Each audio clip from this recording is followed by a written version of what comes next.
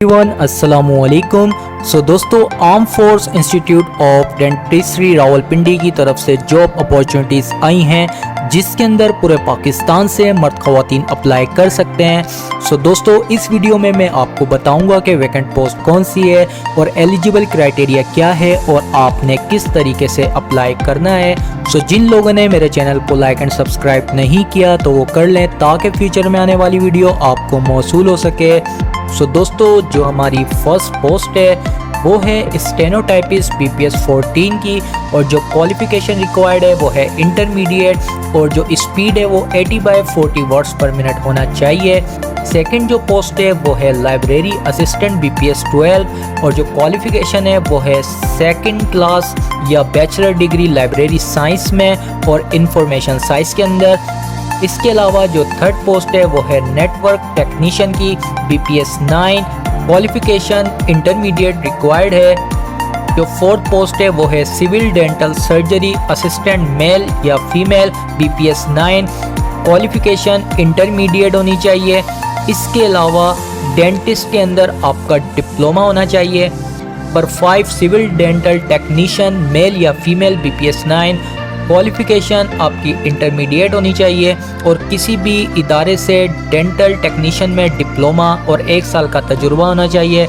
Number 6 civil operation room assistant male या female BPS 9, qualification intermediate और किसी भी इदारे से ऑपरेशन रूम असिस्टेंट में डिप्लोमा होना चाहिए और 1 साल का तजुर्बा।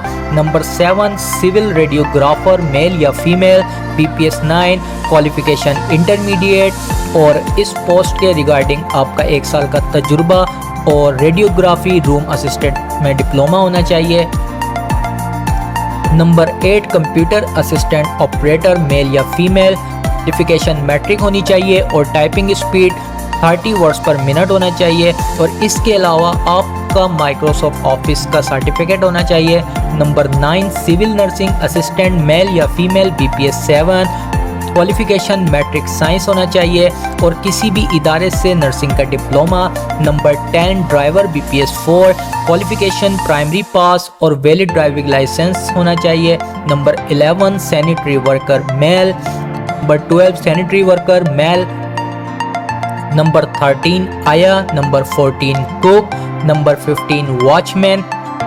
इसके लिए जो क्वालिफिकेशन होनी चाहिए वो प्राइमरी होनी चाहिए।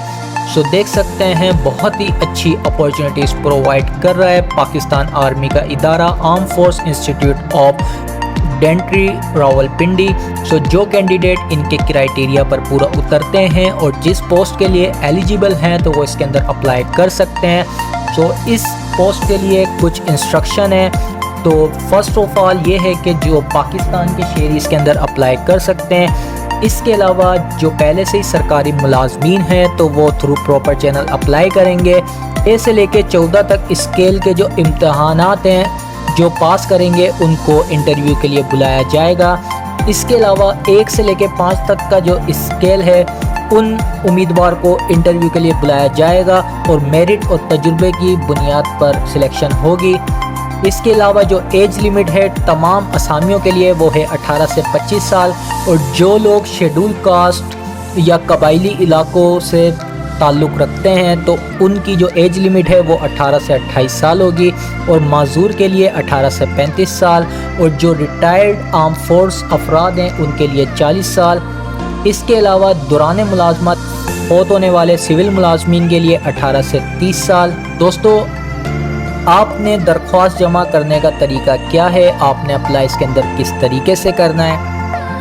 तो ये जो दरख्वास्त फॉर्म है आपने इनकी ऑफिशियल वेबसाइट www.afip.government.pk से जाके आप डाउनलोड कर सकते हैं। इसके अलावा आपने बैंक ड्राफ्ट या पे ऑर्डर बनाना है 500 रुपये का in favour of deputy commandant AFID Rawalpindi के नाम से।